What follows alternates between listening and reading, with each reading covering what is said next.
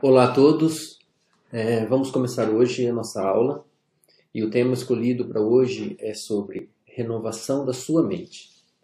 Eu gostaria de conversar com vocês, renovar a mente. Nós estamos conversando já há um bom tempo sobre esse assunto, que é sobre renovar a mente sobre o Evangelho. Nós estamos na igreja há muitos anos, tem pessoas há muitos anos na igreja, e eu quero fazer essa reflexão quanto à renovação da nossa mente sobre o Evangelho. Então, a pergunta para se chamar de chave, vamos dizer assim, para esse processo é: qual é o fundamento, a base do Evangelho? Das boas notícias que o Evangelho nos trouxe? É isso que eu gostaria de discutir hoje, de conversar, de argumentar. Então, a Bíblia ensina assim: cumpriu-se o tempo e está chegando o reino de Deus. Arrependei-vos e crede no Evangelho. Isso em Marcos, no capítulo 15. Vou até pegar minha caneta aqui. E em Mateus, no capítulo 4, ele diz assim: daquele momento em diante, Jesus passou a pregar e dizer: arrependei-vos, porque é chegado o reino dos céus. O que significa essa palavra arrependei-vos, e evangelho? Eu quero definir ela junto com vocês. Arrependei-vos, no grego, é a palavra metanoia. Eu acredito que vocês já ouviram isso. Que significa mudar a mente. E o evangelho são boas notícias, é o gospel, no inglês. O evangelho são boas notícias. E Jesus está dizendo: arrependei-vos, mude a mente, mude a sua mente, porque está chegado o reino dos céus, ou seja, temos boas notícias. Para quem que Jesus falou isso? Diretamente, Jesus, a pessoa de Jesus falou direto para os judeus. Judeus, mudem a sua mente. Mas isso também serve ao longo do tempo, passando de geração em geração, isso serve para nós hoje, é isso que eu gostaria de verificar com vocês. Então, mudar o pensamento, se arrepender do que ou sobre o que? Essa é a questão. Quais são as boas notícias do Evangelho que nós devemos crer? Então, eu quero utilizar a base de Romanos para poder argumentar essas respostas, responder e fazer a argumentação. Em Romanos no capítulo 1, começa assim, no início, primeiro versículo: agora não há condenação para os que estão em Cristo Jesus. Romanos no capítulo 8, no último versículo, no 39, fala assim: nem altura, nem profundidade, nem qualquer outra criatura poderá nos afastar do amor de Deus que está em Cristo Jesus. Então Romanos começa: não existe condenação sobre você. Romanos 8 termina: nada te separa do amor de Deus. Então, você sabia que Romanos 12 é a continuação de Romanos 8? Romanos 9, 10 e 11, Paulo fez um parênteses e começou a falar sobre os judeus. E depois ele continuou no capítulo 12 o que ele estava escrevendo no capítulo 8. Então, pega a sua Bíblia e você vai analisar. Você lê o versículo capítulo 8 e depois você pula ele para o 12. E no 12 ele fala assim: rogo-vos pelas misericórdias de Deus que apresenteis os vossos corpos como sacrifício vivo, santo e agradável a Deus, que é o vosso culto espiritual. O que significa culto espiritual no grego? Essa palavra espiritual, que foi traduzida como espiritual na verdade, no grego, ela é a palavra grega logikos, que é exatamente o sentido que ela tem em português. Ela vai nos dar lógico. Então a questão é assim, olha, Paulo está falando assim: eu rogo pelas misericórdias de Deus, ou seja, que você considere a bondade, a misericórdia e a graça de Deus, ok? Considere o esforço que ele fez, considere o trabalho que o Senhor fez e apresente o seu corpo como um sacrifício vivo, santo e agradável. O que Paulo está dizendo: apresente o seu corpo como sacrifício vivo, santo e agradável? Paulo está fazendo a transição do culto da antiga aliança para a nova aliança, que é o seguinte: na antiga aliança, todos vocês sabem, o culto da antiga aliança, ele era feito no templo. Esse é o templo dos judeus, ok? Os judeus, eles se reuniam no templo. Esse é o local mais sagrado para os judeus. E é aqui que Deus recebia todas as ofertas e os rituais aonde eram feitos. Tudo. Então o sacrifício vivo, porque traziam seus animais vivos, sacrifício santo, porque os animais tinham que ser separados e tinham que ser animais escolhidos sem nenhum tipo de problema, realmente preparados para essa finalidade, e isto era agradável a Deus. Isso no culto da antiga aliança. Então Paulo está fazendo a transição para a nova aliança. Eu quero destacar uma coisa. No templo, a Bíblia fala no templo, principalmente no Santo dos Santos, que o Espírito de Deus habitava dentro do templo. Né? Os povos não destruíam o templo, ou não conseguiam chegar perto do templo, quando o Espírito de Deus habitava lá dentro, porque havia proteção do templo na antiga aliança. O templo só foi destruído porque a presença de Deus foi retirada. Quando Deus se retirou do templo, aí os inimigos de Israel atacavam e conseguiam dominar. Mas enquanto Deus estava lá, Deus não permitia que isso acontecesse. Mas o Espírito, no caso dos judeus, deixou o templo. Então Paulo está fazendo essa transição. E qual é a transição para nós? Né? Ele fala assim, que apresente o seu corpo, okay? Como sacrifício vivo, santo e agradável a Deus. Então, nós já vimos nesse versículo que o culto espiritual, né? Tem Bíblias que falam culto racional, ela vem da palavra lógicos, de lógica. Lógica do quê? Né? Aí por isso que ele está ligando com Romanos 8. Lógica do quê? Romanos 8:1, não tem condenação sobre nós. Romanos 8:39 é o último. Nada pode te separar do amor de Deus. Esta é a lógica. Apresente isso como sacrifício vivo a Deus. Apresente isso, faça o seu culto a Deus. E aonde o Espírito Santo habita na nova aliança? O Espírito Santo, eu vou até pintar aqui, ele habita dentro do cristão. É aqui que o Espírito Santo está. Por isso que Paulo, ele menciona a situação, apresente o seu corpo, porque o seu corpo é o templo do Espírito Santo. Apresente o templo da onde o Espírito Santo habita como um culto lógico, como um culto onde você vai honrar a obra do nosso Senhor Jesus Cristo através de uma oração, através de uma situação, através de um posicionamento, essa palavra é mais correta, através de um posicionamento onde você entende, não existe condenação sobre você e nada pode separar você do amor de Deus, nada pode. Né? Em Romanos 14, se você olhar um pouquinho mais, fala assim, porque o reino de Deus não é comida nem bebida, mas o que é o reino de Deus? É justiça, paz e alegria no Espírito. Pois quem serve a Cristo assim é agradável a Deus. Você quer ser agradável a Deus? Então ele fala assim, então que você vai servir a Deus em justiça, paz e alegria. O que ele fala? O que ele quer dizer com justiça? 2 Coríntios 5:21, é a justiça de Cristo. O que é a paz? O Senhor Jesus falou em João 14:27, deixo-vos a minha paz.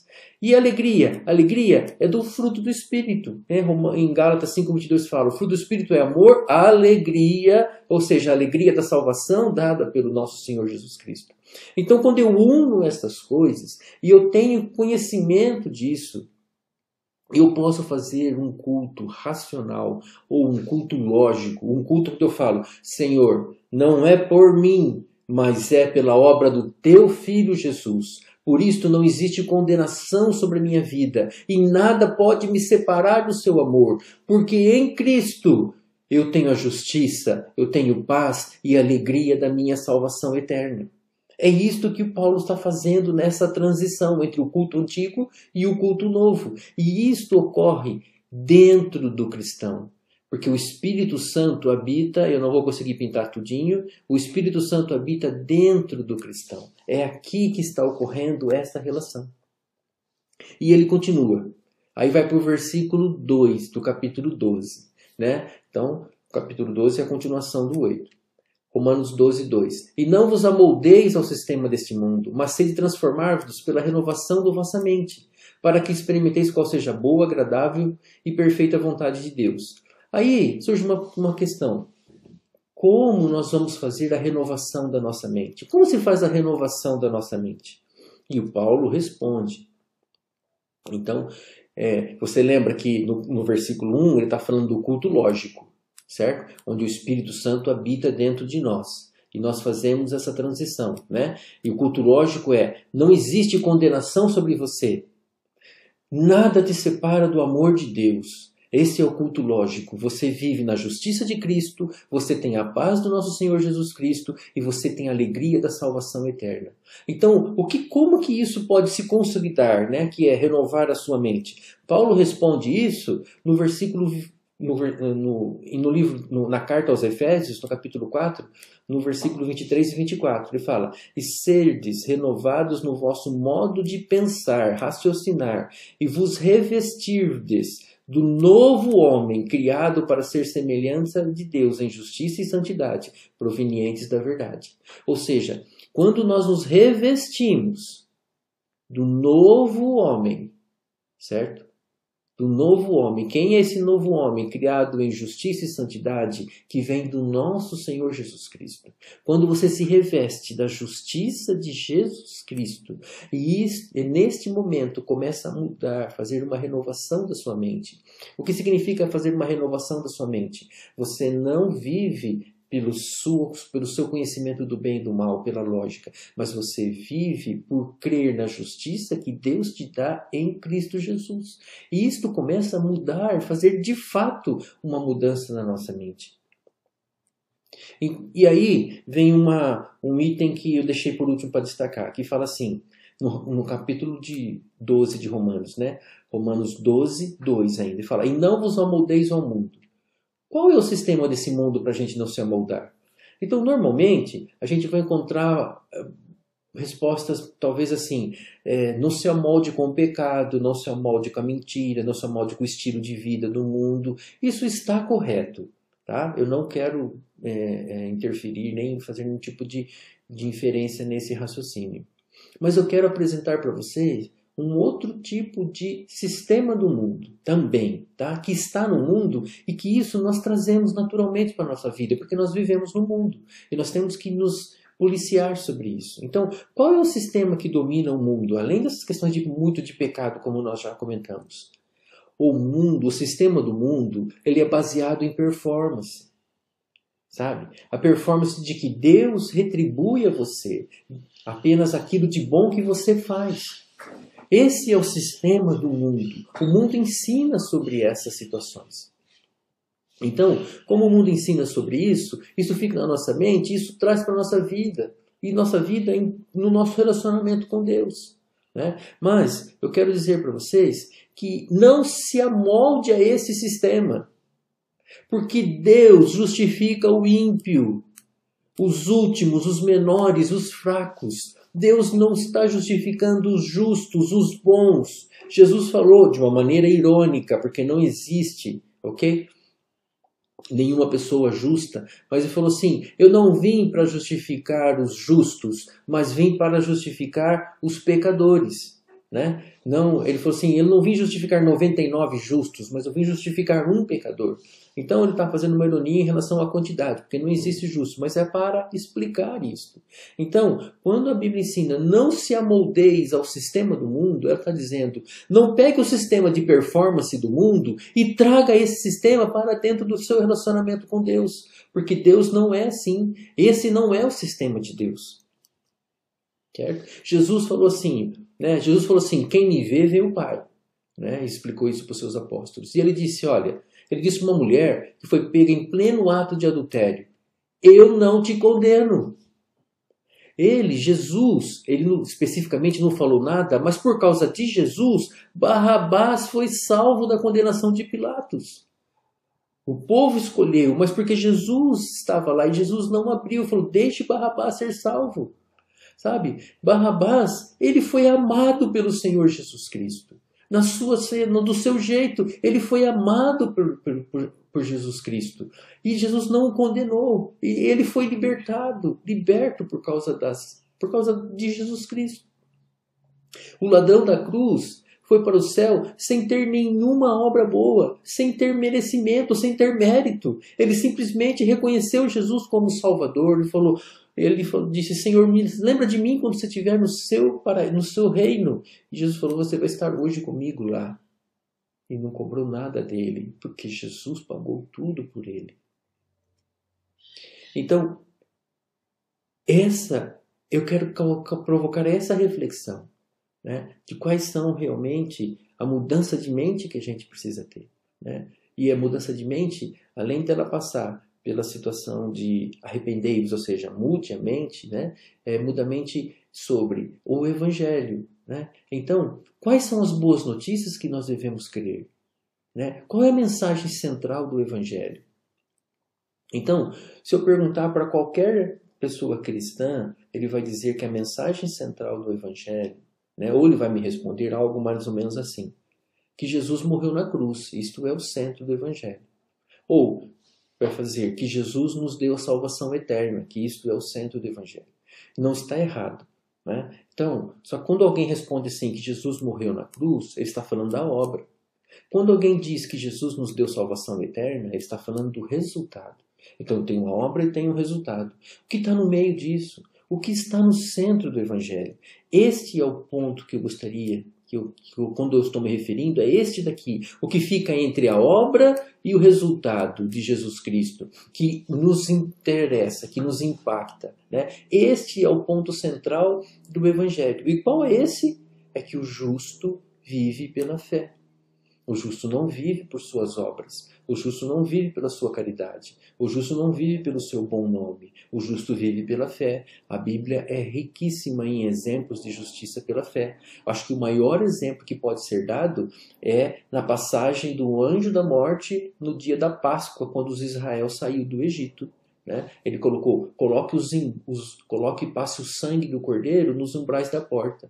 E quando o anjo ver o sangue, e não seu nome, e não sua condição social, e não suas doações, e não as suas caridades, e não as coisas que você fez ou deixou de fazer, ele vai pular. Mas quando ele ver o sangue, ele iria pular. Né? Então, isso traz para os nossos dias. O justo vive pela fé. Então, eu vou usar uma palavra que é do mundo, só para exemplificar.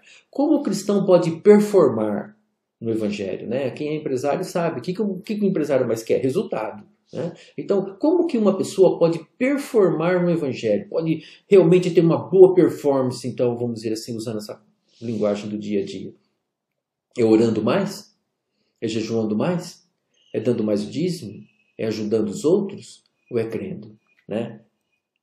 E o cristão ele tem uma boa performance, vamos dizer assim, quando ele age pela fé. Fé da salvação, fé em Jesus Cristo, fé na obra que ele deu, fé na divina troca da cruz. Porque a oração, ela é um fruto. Jejum, ela é um fruto. Dar o dízimo, ela é um fruto. Ajudar os outros, ela é um fruto. Tudo isto é fruto do quê? Do seu relacionamento com Deus. Quanto mais você se relaciona com Deus, mais você tem essa situação, mais você quer isso. Isso é fruto, é uma consequência de um relacionamento. Mas pela fé, isso está interferindo no seu livre-arbítrio. E o livre-arbítrio Deus nunca vai tomar por você. É você que tem que tomar. Crer. É esse passo. É um passo apenas, simples. Crer com o coração e confessar com a boca. Isto é obra de fé. É só isto que o Senhor cobra, ou que o Senhor colocou como requisito para as pessoas serem salvas. Então, o nosso alvo é viver pela fé na divina troca da cruz. Qual que é essa divina troca da cruz que eu estou me referindo aqui? Ele diz assim: Deus fez daquele que não tinha pecado algum a oferta por todos os nossos pecados, a fim de que nele nos tornássemos justiça de Deus. Segundo os Coríntios 5:21, é um dos versículos que eu mais gosto. Deus fez de Jesus pecado no nosso lugar e fez de nós justo no lugar de Jesus. Deus fez uma troca. Essa é a divina troca da cruz. Isto são boas notícias. Isto é o Evangelho. Eu vou usar isso para explicar para vocês essa questão de esforço, de obras, esforço e trabalho. Eu vou usar o exemplo da aliança que Deus fez com Abraão. Então, se você pegar sua Bíblia, depois você lê com calma. Eu vou passar mais rapidamente aqui. Em Gênesis, no capítulo 15, do versículo 8 ao 17. Né? Então, Abraão fez assim uma pergunta. Ó soberano Senhor, como posso saber que tomarei a posse da terra? Então, Então Abraão estava com dúvida e perguntou isso a Deus. Então ordenou o Senhor: tome uma novilha, uma cabra, um cordeiro, cada qual dos 3 anos, e também uma rolinha de um pombinho. Abraão separou todos eles. No versículo 11 diz que as aves dos céus, isso foi durante o dia, tá? As aves dos céus perceberam toda aquela sangria e começavam a baixar, e Abraão tocava elas. Aí fala: ao pôr do sol, Abraão foi tomado de um sono profundo. Guarde isso, sono profundo. Abraão dormiu, e eis que vieram sobre ele trevas densas e assustadoras. Aí Deus faz uma promessa, você vai ver lá, Deus fez uma promessa, e depois ele, no versículo 17, diz assim: com a chegada da noite veio a escuridão. De repente surgiu um braseiro que soltava fumaça e uma tocha de fogo.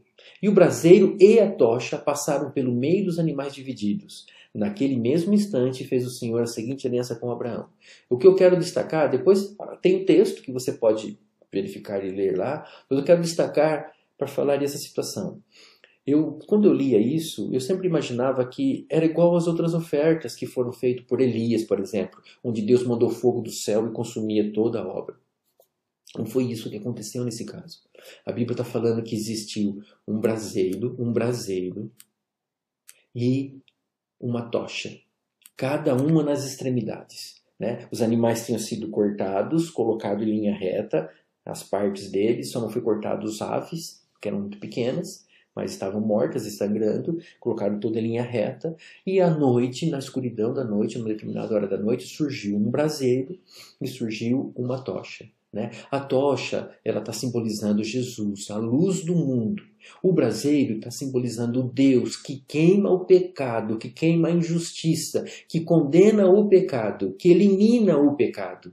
Porque por que Deus pedia para queimar os animais? Porque os animais deveriam ser queimados até eles se transformarem em cinzas.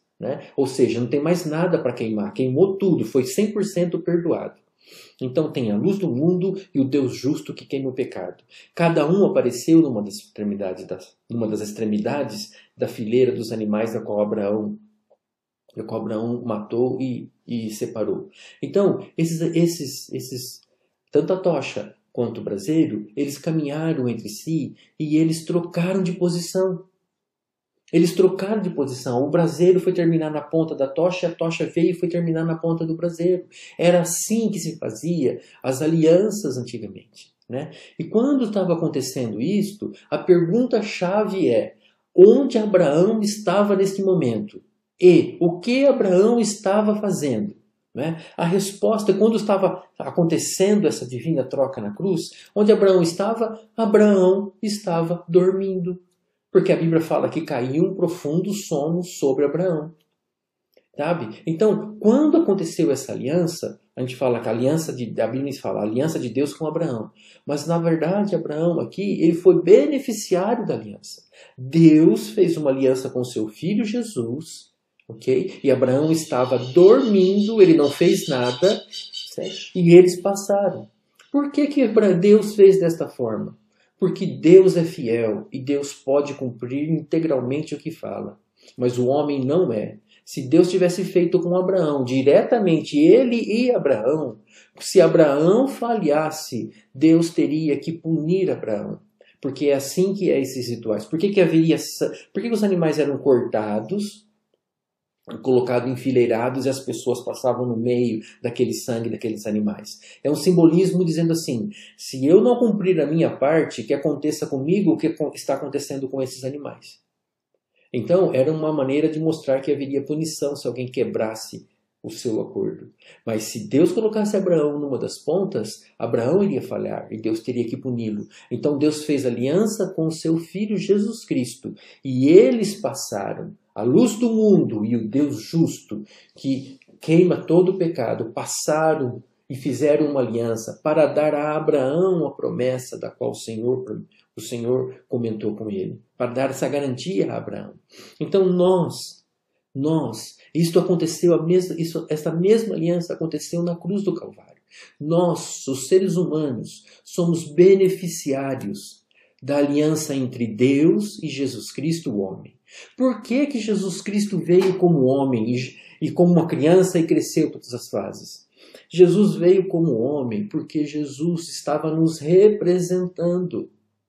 A aliança que Deus fez com os homens, ela fez com os homens representado por Jesus Cristo, o homem perfeito. Jesus nunca pecou, nunca errou, nunca aconteceu, ele não fez nada de errado, ele era o homem, ele era e ele é o homem perfeito. Jesus é Deus, deixou sua glória, veio até essa terra, se transformou em um homem e como homem, ele representou toda a humanidade nessa aliança que Deus fez conosco. E qual é essa aliança? Deus iria punir o pecado da humanidade toda em cima de Jesus Cristo, e após esta punição, no momento que Jesus disse está consumado, Deus estava livre, vamos dizer assim, né? A justiça de Deus foi cumprida e Deus poderia transferir a justiça de Jesus Cristo para todos os homens que crescem ou que crerem em Jesus Cristo. Então, essa aliança nunca pode ser quebrada. Não se quebra por uma condição minha, por uma condição sua. Porque ela só se quebra se Jesus tivesse falhado ou se Deus falhar. Ela só quebra nessa condição. Mas como nós temos duas pessoas imutáveis, que são Deus Pai e Deus Filho, essa aliança é eterna, nunca mais ela pode ser quebrada, não depende das suas ações. Jesus disse assim no Evangelho de João, no capítulo 12, quando eu for levantado da terra, atrairei todo, aqui tem algumas bíblias que falam assim, todos os homens, mas está errado, não existe, na verdade no original não existe nada, ficou em branco, atrairei todo para mim. Né? É que essa palavra no grego, no original, ela pode ser todo ou tudo, pode ser todo ou tudo, né? E foi traduzido como todo, então alguém tentou colocar uma interpretação, mas na verdade eu atrairei todo ou tudo, né? Toda a condenação, todo o juízo para mim. Você fala assim, como é que eu posso afirmar, né, se não tinha escrito nem no original? Pelo contexto. Bom, leia o capítulo 12 de João antes e você vai ver que veio uma palavra, Pai, glorifica o teu Filho, e Deus respondeu do céu, eu ainda o glorificarei, eu já o glorifiquei e vou glorificar mais ainda. Né? Então, Jesus... As pessoas viram isso, ficaram admiradas, acharam que era um anjo, acharam que era um trovão, mas Jesus falou assim, esta voz não veio por mim, veio por amor a vocês. Ou seja, que a condenação vai cair por em cima de mim, para livrar vocês. Então, o que eu quero refletir, né, que agora acho que começa, foi mais uma introdução. O que eu quero refletir é assim, após a morte dos apóstolos, depois do ano 100 depois de Cristo, não sei em que momento da história da igreja, falando da história da igreja, do ano 100 depois de Cristo até os nossos dias, estou falando de quase 1.500, 1.600, 1.900, 2.000 anos. Eu não sei, mas a igreja se perdeu em determinados momentos sobre a mensagem original, que é a justiça pela fé e da salvação pela graça. Então ela se perdeu que a justiça já não seria mais pela fé. Teve um tempo que a justiça, o perdão era vendido. Então teve situações que você precisaria fazer para merecer. Teve momentos de ensinar que boas obras te dão um tesouro no céu. E boas obras são bons. Tudo isso em questão de boas obras, não estou sendo contra as boas obras, estou falando no sentido de ter força para te salvar, algo que realmente possa te justificar. E nenhuma boa obra pode justificar ninguém ou trazer a salvação. A igreja se perdeu. Né? Então, eu acredito que muitas vezes as pessoas podem pensar assim, olha, eu fui salvo pela graça, mas agora depende de mim. Preciso me esforçar para deixar o meu pecado e não pecar mais. Sabe? Então, às vezes, fica um esforço, colocado um esforço, essa ideia sobre a pessoa de que agora é parte dela. Jesus fez a parte dele, ela aceitou, foi toda perdoada, mas daqui para frente é a parte dela. Irmãos, isto não é o Evangelho. Eu afirmo para vocês, isto não é o Evangelho. Porque se você, com o seu esforço, pudesse fazer, Deus teria respondido para Jesus lá no Calvário. Quando ele perguntou se é possível passar de mim esse cálice. Não teve resposta. Isto não é o Evangelho. Isto somos nós que estamos colocando, é nesse momento que misturou, né? Se você está aprisionado pelo vício, pelo pecado, você não consegue vencer com suas forças, é impossível, né? Você não pode se libertar sozinho, você não é páreo para o pecado, você não é páreo para os vícios que podem estar dentro de vocês, ou que está dentro de nós. A resposta não está dentro de nós, não existe solução em nós. Paulo disse, miserável homem que sou, quem poderá me libertar do pecado? Quem poderá? Ele falou, quem? É externo. Se Paulo tivesse perguntado o que poderá, talvez essa resposta existisse dentro de nós. O que? Uma meditação, um jejum, se separa e vai viver separado de todo mundo. Mas ele não falou nada disso. Ele falou, quem? É externo, é uma ajuda externa. É injusto colocar sobre as pessoas esse tipo de esforço. É injusto para a pessoa e você está desmerecendo a obra do Senhor Jesus Cristo. Existe somente uma pessoa que pode libertar. Somente um. E esse um é Jesus Cristo. Eu sei que talvez a maioria dos que estamos vendo hoje aqui, assistindo, já é da igreja. Eu sei falar disso daqui. Ok. Eu sei que você sabe falar disso daqui. Mas muitas vezes isso daqui, ele não é profundo. E eu peço que sempre quando eu estou fazendo essas aulas, que o Espírito Santo te revele, para te dar a profundidade do que é isso, de que não depende nada de você, que realmente só existe um Salvador que consegue te libertar de todos os seus pecados. Jesus é suficiente. Creia no que eu estou te falando. Jesus Cristo é suficiente. Ele é tudo para você. Jesus vale mais do que todos os pecados de todos os homens nessa terra. De Adão até o último homem que vai existir, que eu não sei quem. Jesus é suficiente para perdoar o seu pecado de tudo. Jesus é suficiente por tudo. Sabe, quando você é perdoado desde o dia que você nasceu até o dia que você morreu. Você é perdoado. Este é o Evangelho, porque Jesus se tornou a sua justiça. Então, se você pensa assim, eu aceitei Jesus Cristo e Ele me perdoou, e se eu pecar, e se eu errar, se por acaso eu errar, sabe? Quando você pensa assim, e se você realmente pratica isso, vai vir vergonha sobre você, você vai sentir culpa. Não, deixa a culpa, deixa a vergonha, acabou isso. Se você pecar, Jesus fala assim, eu sou a sua justiça. Pela fé você deve declarar isto, Jesus é a minha justiça. Por que eu estou falando isso? Porque a Bíblia ensina em Romanos, no capítulo 4, no versículo 17. Não está escrito aqui, mas essa referência, 4:17 de Romanos. Deus chama a existência o que não existe como se já fosse, como passado. Deus chamou a existência, a justiça de Cristo sobre você. Portanto, Ele o vê como justo. Esta é a maneira de Deus operar. Quando Deus criou todas as coisas, Ele disse, haja luz. Não tinha luz, Ele disse, haja luz. E aí a luz apareceu.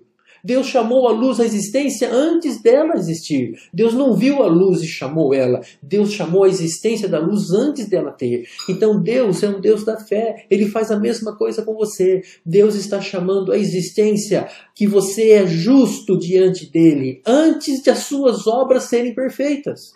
Antes do seu comportamento ser idôneo, antes de você ter uma conduta totalmente íntegra e alinhada com ética ou qualquer nome que você queira adjetivar aqui nesse momento. Deus te chamou, Deus chamou a existência, a justiça de Jesus Cristo sobre você antes. Então Deus o vê como justo. Se Deus o vê como justo, quem somos nós para nos condenarmos?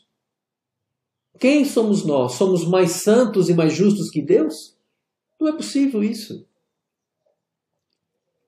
Então, o nosso desafio, eu quero fazer um desafio de reflexão com vocês, para vocês perceberem o quanto que a questão de mérito está intrínseca com o nosso raciocínio natural. Né? A Bíblia fala assim em Salmos.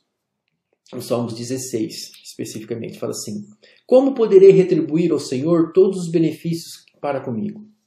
Então, quando ele faz essa pergunta, eu não vou ficar esperando a resposta, porque não dá nesse modelo que nós temos aqui de aula. Mas quando ele faz essa pergunta, muitas pessoas podem pensar assim, imagine, irmão, pense você, Como você pode retribuir a Deus todo o benefício que Ele te deu? Sabe, naturalmente o nosso cérebro vem assim, eu vou ajudar mais alguma coisa, eu vou ajudar mais alguém, eu vou doar mais isso, vou fazer mais aquilo, vou ser mais bom, vou ser mais legal, vou ser mais isso, vou ser mais aquilo, porque a nossa mente é voltada para a troca, nossa mente é voltada para o mérito. Ele me deu, então é justo que eu retribua isso nessa condição, na mesma proporção. Essa é a maneira do ser humano, da nossa mente. Mas no versículo 13 tem a resposta. E a resposta é essa: tomarei o cálice da salvação e invocarei o nome do Senhor. Olha que resposta. Ele pergunta, o que eu vou dar ao Senhor em troca de tantos benefícios? E ele responde, eu vou tomar mais dele. Eu vou tomar mais dele. Eu vou tomar mais da sua salvação. Eu vou tomar mais dele. Porque esta é a maneira que você glorifica a Deus. Esta é a maneira que você faz de Deus ser Deus. Vou te dar um exemplo disso que eu estou querendo falar agora. Jesus chegou de viagem na casa de Lázaro. Marta e Maria o receberam. Jesus viajou muito tempo e estava cansado. Marta viu Jesus como homem. Ela falou, coitado de Jesus, eu tenho que ajudá-lo, eu vou fazer alguma coisa para dar um alívio para sua canseira. E saiu correndo trabalhar. Maria viu Jesus como Deus.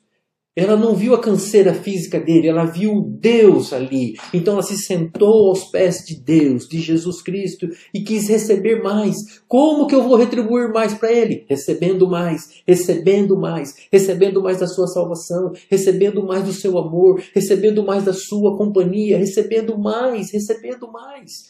E quando Marta estava trabalhando, e as obras fazem isso conosco, né? Não é justo uma pessoa, é a mente humana, não é justo uma pessoa que trabalha muito e outra que não faz nada ser tratada igual. Esta é a nossa lógica.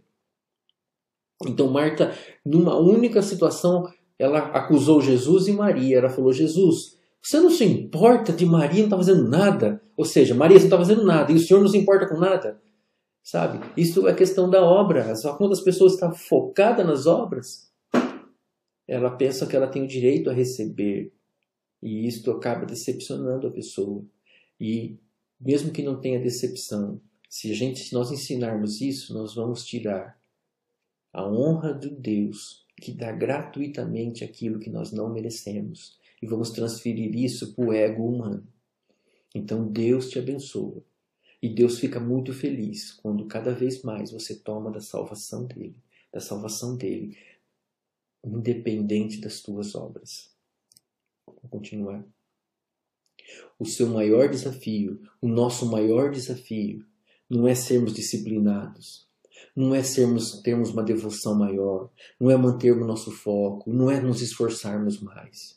O maior desafio do cristão é acreditar no Evangelho. É acreditar nas obras que Deus fez através do Senhor Jesus Cristo. É acreditar em um Deus que tem tanto amor por você. O amor por você que Deus tem, ele é amplo, ele é profundo, ele é vasto, ele é alto, ele é expansivo, ele é acolhedor, ele é inclusivo. Deus nunca te rejeita, Deus sempre te ouve, mesmo que seja repetidas suas orações, ele te ouve, porque ele tem prazer na sua companhia, ele tem prazer em te ouvir, ele está sempre atento ao que você está clamando, ao que você está pedindo.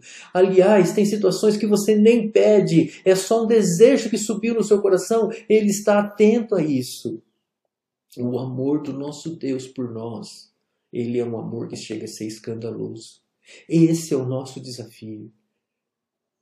Acreditar neste evangelho de um Deus que teria tudo para nos abandonar, porque nós não merecemos nada.